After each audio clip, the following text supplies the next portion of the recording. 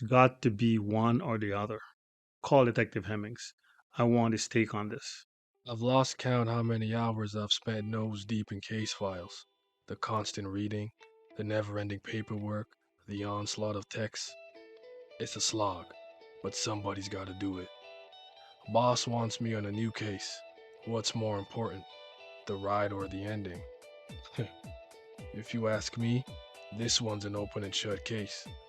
Imagine spending months, weeks, even years on a case for it all to fall apart in the end. What was the point of all of that detective work? But I suppose writing a mere story isn't like trying to catch a criminal. This is Detective Hemmingz, codename Paperwork, the literary detective. Welcome to Case 2. What's more important, the ride or the ending? Stories come in all types of forms, genres, styles, and mediums. It's fantastic that as a species we can experience narratives in so many different ways, each with their own set of pros and cons.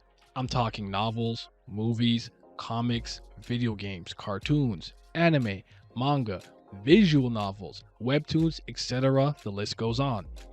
Films are generally concise. You're going to get an entire story told to you within about 2 hours.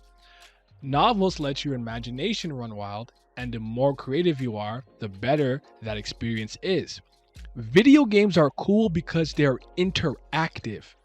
And then you have graphic novels that are both art and literature. Hell, even music can tell a story purely with sound, no visuals. And the question that I have for you all today is this: what is more important to you, the ending or the ride? The journey or the destination when you are experiencing a story? Let's talk about it. Please like the video, subscribe, hit the bell so you can stay notified, and let's dive into this subject matter. I always tend to compare a story to a 600-meter track meet. What's the point of being in first place for 3 laps to come last during the final stretch, or lose in general? The same thing applies to the literature for me. Are you going to argue, at least you were in first place for 3 laps? Because that's a terrible argument in my honest opinion. Generally speaking, regardless of how good a story starts off or is for the most part, if the ending is bad, it ruins the overall experience for me. I can't just enjoy the ride sometimes. I need my struggle, my time, my emotional investment to mean something. I need it to pay off in the end.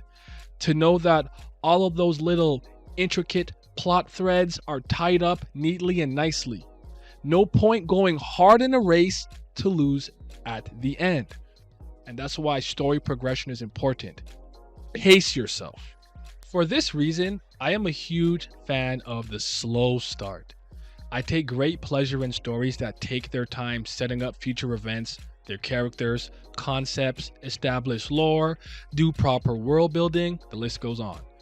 It's stories like these that truly pay off in their conclusion. It rewards your patience. Obviously, not every single story that uses that type of structure ends up being worth it, but I'm far more attracted to a story that doesn't assume I need some crazy, ridiculous, off the wall or action focused stuff right off the bat to even give the story a chance. One of my favorite examples of a story that takes its time before jumping into the heart of its narrative is Katekyoshi Hitman Reborn. If I remember correctly, it takes about 61 manga chapters before the real plot is suddenly dropped on the reader, and in anime form, I believe it's about 19 episodes. Akira Amano takes her time with setting up the various power systems, characters, their interpersonal relationships, plus more. Another great example is Kubera, One Last God. In recent memory, I cannot think of a better crafted narrative that absolutely rewards its reader for being patient as it lays down its foundation. Story progression is also essential. I personally find that stories that start off really powerful end up spending the latter half of its narrative trying to relive former glory. It's not always the case, but it happens more often than I care to admit. Examples of this, in my opinion, would be something like Hunger Games and something like Naruto. The first Hunger Games book, honestly, I think is pretty good in my opinion, and the other two books are some new type of ass. I mean, they even tried to recycle the literal saying concept in the second book, or maybe it was the third book at this point, I don't remember. But like again, that is you trying to relive former glory. Naruto's strongest arc is probably the Chunin exam and or the Sasuke retrieval arc. Those two arcs happen very early in the manga and anime. And truth be told, I don't think any other arc after that was really good, possibly the Pain Invasion arc. The story goes to shit after that. But I do think they try to do a lot of things like Naruto versus Sasuke round 2 to basically entice us and be like, you see, remember when they fought the first time in Final Valley? And it's like, no, trying to relive former glory. That's not moving me. I do, however, find it annoying when the juicy bits of a narrative are seemingly withheld for no apparent reason. Then suddenly, it's thrown at you all at the very end. That's annoying. Harems do this a lot too. And I think you could be at the other end of the spectrum. Some 12 episode or 13 episode anime tend to do this. A whole lot of nothing happens.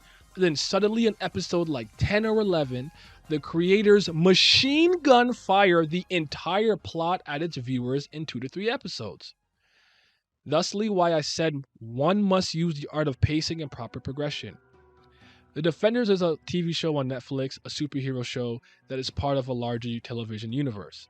It's one of the few superhero live action series that doesn't waste time with pointless episodes. Each episode progresses the overall plot in some way, shape, or form, whether it's somebody's character arc, the main plot, or subplot. 8 quick episodes and done. By the way, I'm not commenting on whether this is a good or bad show, I'm just making the progression point. I absolutely adore Smallville. It's one of my all-time favorite things ever, like just in general. And even I think for 10 seasons, 20 to 24 episodes was too much. It wasn't necessary. They could have cut down. Now, don't get me wrong. I go into tons of stories for many different reasons, but the majority of times I'm there for the characters and the plot. You guys know this, and subplots as well. I can enjoy almost anything as long as there's at least one character I'm attached to, or if the writing is phenomenal, regardless of the medium or genre. I've read some webcomics where I was pretty sure I can draw the art better, but that's never gotten in the way of me enjoying something for its story. There's a webtoon called Girls of the Wilds that I read purely because I find the artwork to be pretty top notch, and there's a character I really like named Moon Young. Inuyasha is another example. If Shishomaru was not in that story, I would have never finished it, and I'm a Rumiko Takahashi stan. So I am capable of enjoying the ride sometimes. I do like fun. I don't like to take everything overly seriously, though I admit I definitely used to. Before we wrap up, I wanted to add this little segment in here. I'm not entirely sure where to place it because my thoughts on this aren't particularly concrete, but it has to do with things that have multiple endings and possibly a true ending or alternative endings. I'm not sure what to do with that, but I thought it was still important to bring up, and I kind of want your guys' opinion on what you think about multiple endings or alternative endings to movies and books and games and things of that nature. For me, if there's a true ending, I generally don't care about any of the other ones because that is the canon ending. That is what happened. That is how the story concluded. However, sometimes, I don't know if it's a multiverse or there's multiple timelines, every conclusion could be viable, so it's kind of hard to really talk on this subject, but let me know what you guys think and maybe we'll have a stream and talk about it in greater detail later. So, let's wrap this up. I'm genuinely interested in everyone's opinion on this. I often hear people say I really enjoyed so and such, even though the ending was dumb. This always threw me off for years because I always found, and in fact still find, the ending to be the most important part of any story I'm immersed in. When I finished playing Xenoblade Chronicles X, I wasn't too keen on how the story was progressing, but I ultimately ended up being a fan of the game's narrative because I thought the ending was solid. I don't necessarily think there's a right or wrong answer, but I do think some people who are on the journey side overhype the importance of just a good stretch or a moment that they enjoy. But I will ask this one last time. What is more important to you? The ride or the conclusion?